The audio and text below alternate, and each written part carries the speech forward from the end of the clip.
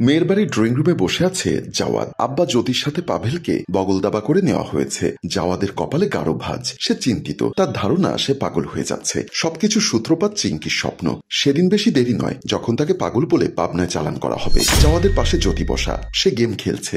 Javad স্বর খাদে নিয়ে শুধালো, আচ্ছা যাকে দেখতে এসেছি তার নাম কি? জ্যোতি বিমূঢ় চাইল।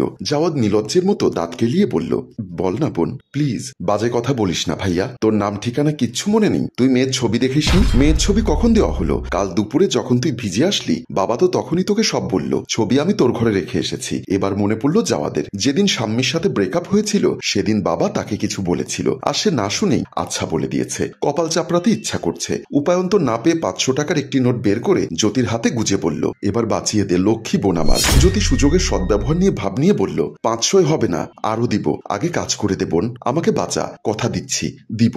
জ্যোতি চোখ বন্ধ করে কিছু ভাবলো, তারপর গম্ভীর মুখ করে বলল, বেশ আরো 500 দিবি, কিন্তু এটাই শেষ, মুখস্থ করে ফেল। আব্বা ভাই বানিতে পারে। মেয়ের নাম দীপশিখা কবির, বাবার নাম মোস্তফা কবির, মেয়ের নাম নিরুপমা কবির। ওরা 2 বোন। বড় বোনের নাম? এত কিছু জেনে কি হবে? আমি তো সত্যি বিয়ে করতে চাচ্ছি না। বড় মামার ছাত্রের শালী, বিয়েটা হয়েই যাবে। দেখো, জাওয়াদ পাত্তা দিল না। দীপশিখা নামটি তার পছন্দ হয়েছে। চিঙ্কি ফিঙ্কি যে না তাই সে খুব চিন্তিত। সে কখনোই চায় না চিঙ্কি তার জীবনে আসুক। একটা ডাইনিং টেবিলে তাদের নাস্তার ব্যবস্থা করা হলো। জাওয়াদ অবাক হয়ে দেখলো, এটা তো সেই টেবিল যেখানে তার স্বপ্নে দেখা বিয়েতে পাভেলকে হ্যাংলার মতো খেতে দেখেছিল। আজকেও পাভেল লজ্জাশরম ছেড়ে খেতে শুরু করলো। জাওয়াদের চোখ রাঙানিতে কাজ দিল না। তার হবু শাশুড়ি মা বেশ ভালো মানুষ, সবাইকে সুন্দর করে আপ্যায়ন করলেন। মিনিট 20 মাথায় চায়ের ট্রে নিয়ে মেয়ে দীপশিখা প্রবেশ করলো। তিনি গদগদ স্বরে বললেন, আমার মেয়ে দীপশিখা। জাওয়াদ কেবলই শ্যামের বাটিটা হাতে নিয়েছিল। মেয়ের মুখখানা দেখতেই হাত ফসকে বাটিটা পড়ে গেল পায়ের উপর। চোখ বিস্ফোরিত হলো, মুখের রং ফ্যাকাশে হলো। অস্পষ্ট স্বরে আবার বের হলো, চিঙ্কি।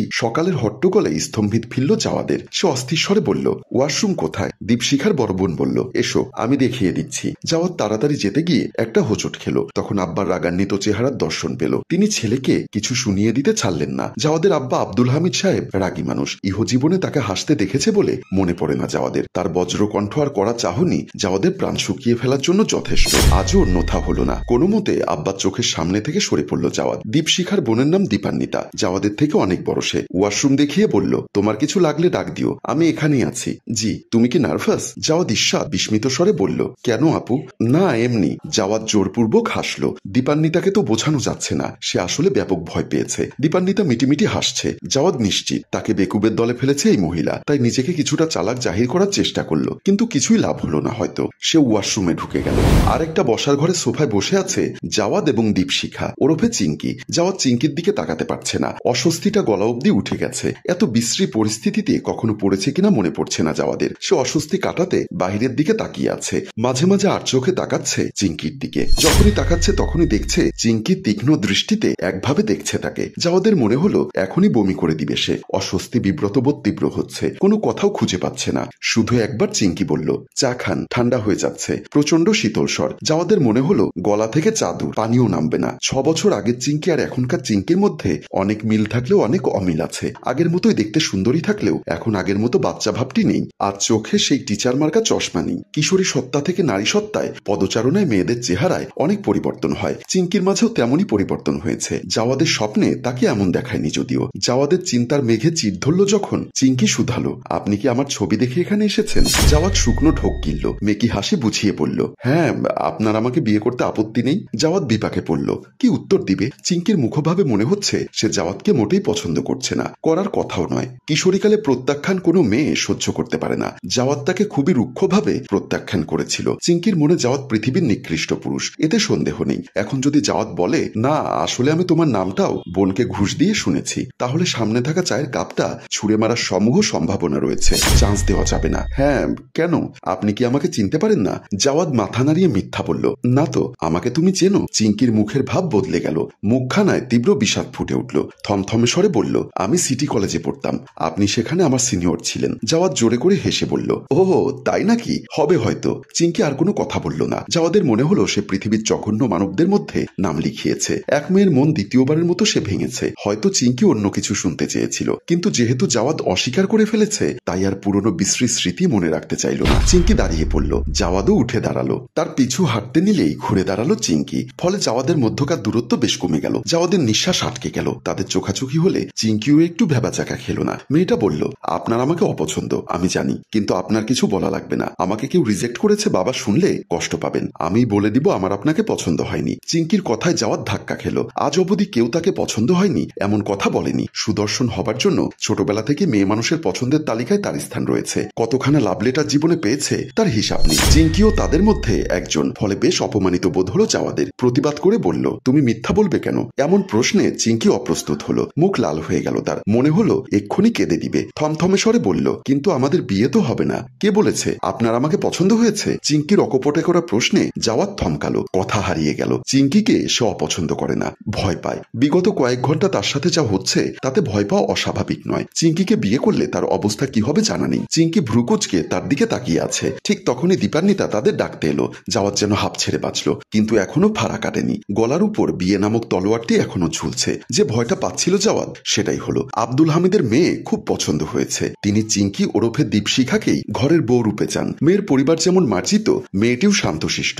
আব্দুল হামিদের ঘরে এমন একটি মেয়েকেই তিনি চান। স্ত্রী গত হয়েছে প্রায় 10 বছর। একাই 2 ছেলে মেয়েকে মানুষ করেছেন। ছেলে চাকরি করছে, মেয়েটি মাত্র প্রথম বর্ষে। ছেলের বিয়ের পর মেয়েরও বিয়ে দিবেন। ঘরে জ্যোতির মতোই একটা মেয়ে থাকলে তখন ফাঁকা ফাঁকা লাগবে না। তাই ছেলের বিয়ের এত তোড়জোড়। আর দীপশিখাকে দেখে তার মনে হয়েছে এই মেয়েটা একেবারে খাপে খাপ। আব্বার ঘোষণায় যাওয়াদের অবস্থা খারাপ। তার পাভেলকে দেখলেই থাপড়াতে ইচ্ছা করছে। বন্ধু না মির্জাফর বুঝতে পারছে না। বন্ধুর সমস্যা নিয়ে তার বিন্দুমাত্র মাথা ব্যথা নেই। মেয়ের বাড়িতে পাত পেরে খেয়েও তার স্বাদ মেটেনি। আঙ্কেল, মেনু আমি ঠিক করব, কিন্তু এমন বন্ধু থাকাচ্ছে বন্ধুহীন হওয়া ভালো। বাসায় ফিরেও যাওয়াদের বিরক্ত মুখ দেখে এবার পাভেল হাত থেকে মোবাইল রাখলো। কৌতূহলী স্বরে বলল, কি হয়েছে? মেয়ে ভালো লাগেনি? একটু চাপা রং, আর তো খারাপ না, ব্যবহার কি মিষ্টি, পড়াশোনা জানে। নাকি তুই এখনো সাম্মির শোকে বেহুশ? একে মাথা ব্যথা করছে। তার উপর থেকে পাভেলের কথা শুনে কান ঝাঝা করতে লাগলো। যাওয়াদ হাতের বালিশ ছুঁড়ে রাগী স্বরে বলল, বের হ, চোখের সামনে থেকে সর, নয়তো তোর গায়ে বমি করে দিব।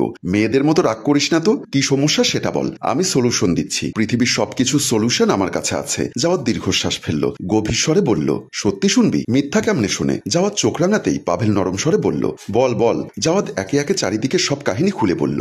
পাভেলের মুখ হা হয়ে গেল। সব ঘটনা পুঙ্খানুপুঙ্খ বর্ণনা শেষে যাওয়াদ অসহায় স্বরে বলল, যাকে স্বপ্নে দেখলে আমার দিনের 14টা বাজে, সেই মেয়েকে বিয়ে করলে তো জীবনের নিষ্পত্তি ঘটে যাবে।